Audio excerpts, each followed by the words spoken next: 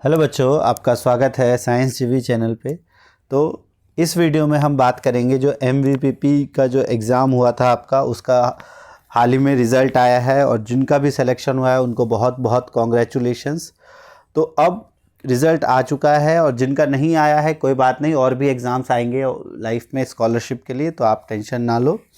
और जिनका सिलेक्शन हो गया है उनको बहुत बहुत बधाई। और उनके मन में बहुत सारा था कि सर अब नेक्स्ट प्रोसीजर क्या होगा और किस तरीके से अब होगा। तो इस वीडियो में हम उन्हीं सब क्वेश्चंस को आंसर करने के लिए आए हैं कि क्या क्या डॉक्यूमेंट्स आपको लगेंगे और किस तरीके से आपको स्कॉलरशिप मिलेगी। तो फटाफट वीडियो को लाइक कर दो और शुरू करते हैं। अच्छा, रिज़ल्ट अगर आपने अपना नहीं देखा है तो रिज़ल्ट जो है वो edudel.nic.in पे आपको मिल जाएगा। edudel.nic.in आप गूगल पे सर्च करोगे और उसमें जाओगे पब्लिक सर्कुलर्स में। उस पर अगर आप क्लिक करोगे पब्लिक सर्कुलर्स में, उसमें आपको एमवीपीपी का रिज़ल्ट मिल जाएगा और उस पर आप इजीली देख सकते हो अपना नाम। हमने भी अपलोड किया था इससे पहले, अगर आप वहाँ देखना चाहो तो आप वहाँ भी देख सकते हो। और अगर आपका नाम वहाँ है तो अब आपको स्कॉलरशिप मिलेगी। जैसा कि हमने पहले भी कहा था, 5000 रुपये की स्कॉलरशिप, वन टाइम स्कॉलरशिप का ये एग्ज़ाम होता है। तो इसके लिए, क्योंकि ये सभी दिल्ली के स्कूल्स के लिए, सिर्फ गवर्नमेंट नहीं, दिल्ली के सभी स्कूल्स के लिए, चाहे प्राइवेट हो, गवर्नमेंट हो, एडेड हो, हर एक स्कूल्स के लिए, हर एक रिकॉग्नाइज्ड स्कूल्स के लिए ये एलिजिबल थे इसके स्टूडेंट्स। तो इसमें आपको ज़्यादा डॉक्यूमेंट्स की ज़रूरत नहीं है। जो आपका अगर नाम है वहाँ पर, तो आपको बस अपने स्कूल के जो टीचर हैं उनसे संपर्क करना है और 4-5 डॉक्यूमेंट्स इसमें लगेंगे। जो सबसे पहला डॉक्यूमेंट है, जो आपका रिज़ल्ट है उसकी कॉपी, जो कि अवेलेबल है, वो तो ऑनलाइन ही है। इसके अलावा जो आपका एडमिट कार्ड था उसकी कॉपी आपके पास होनी चाहिए थी। 2 कॉपी आपको मिली थी, तो 1 कॉपी आपको संभाल के रखनी थी। तो एडमिट कार्ड की कॉपी, और इसके साथ ही आपको आधार कार्ड, जो भी आपका आधार कार्ड है उसकी फ़ोटोकॉपी, और चौथा, तो आधार कार्ड आपका चाहिए, आधार कार्ड की एक फ़ोटोकॉपी। और क्योंकि आपका ये स्कॉलरशिप अमाउंट है ये आपके बैंक अकाउंट में आएगा, तो आपको एक बैंक अकाउंट का प्रूफ, यानी कि आपको जो पासबुक है उसका फ़र्स्ट पेज, जो आपकी पासबुक है बैंक अकाउंट की उसका फ़र्स्ट पेज, और इसके अलावा आपको एक कैंसल्ड चेक, और पासबुक और कैंसल्ड चेक, इन दोनों में से किसी एक से भी काम चल जाएगा अगर आपके पास।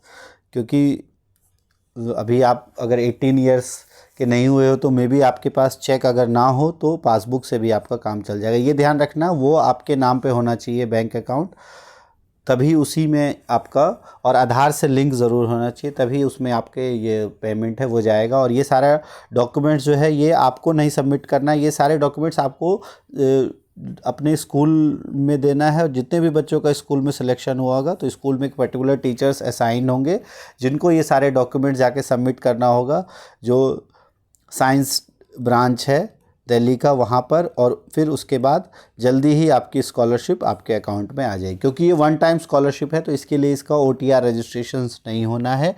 और अच्छा, एक और बहुत लोगों को डाउट था कि मैंने जो रिज़ल्ट की PDF है उसमें एक SDM लेवल सर्टिफिकेट की बात की थी, तो वो जो इनकम सर्टिफिकेट है वो इस एग्ज़ाम के लिए नहीं चाहिए, वो चाहिए था NMMS का। तो क्योंकि NMMS सिर्फ गवर्नमेंट स्कूल के स्टूडेंट्स के लिए होता है तो वहाँ पर इनकम सर्टिफिकेट भी देना ज़रूरी होता है। तो MVPP के लिए कोई इनकम सर्टिफिकेट की ज़रूरत नहीं है, उसके लिए सिर्फ आपको इतने डॉक्यूमेंट्स की ही ज़रूरत है: रिज़ल्ट कॉपी, एडमिट कार्ड की कॉपी, आधार कार्ड, पासबुक और एक कैंसल्ड चेक। अगर दोनों में से कोई एक भी होगा तो आपका काम हो जाएगा। तो ये सारे डॉक्यूमेंट्स आपके स्कूल वाले कलेक्ट करेंगे और फिर वो सूटेबल डे पे जो भी टीचर्स है असाइंड, वो ये डॉक्यूमेंट्स जाके सबमिट करेंगे। आपको बस ये डॉक्यूमेंट्स रेडी रखने हैं, जब भी आपके स्कूल वाले मांगेंगे तो आपके डॉक्यूमेंट्स उनको सबमिट कर देना है। तो आई होप मैंने आपकी जितनी भी क्वेरी होगी उसका आंसर कर दिया होगा।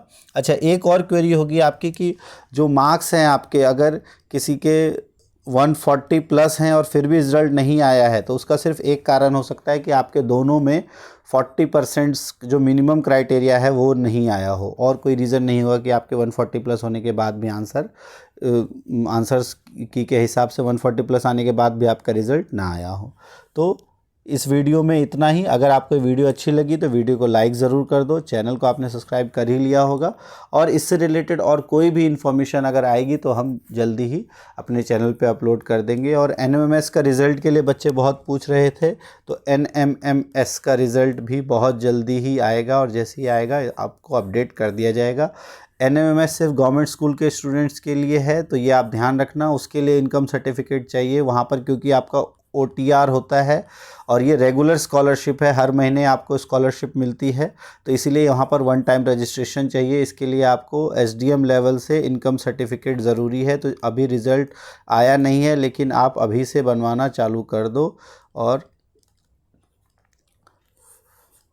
जैसे ही रिज़ल्ट आएगा हम आपको अपडेट कर देंगे। तो फिलहाल इस वीडियो में इतना ही। Thanks for watching science JV, और कॉन्ग्रेचुलेशंस वंस अगेन जिनका भी सिलेक्शन हो गया है।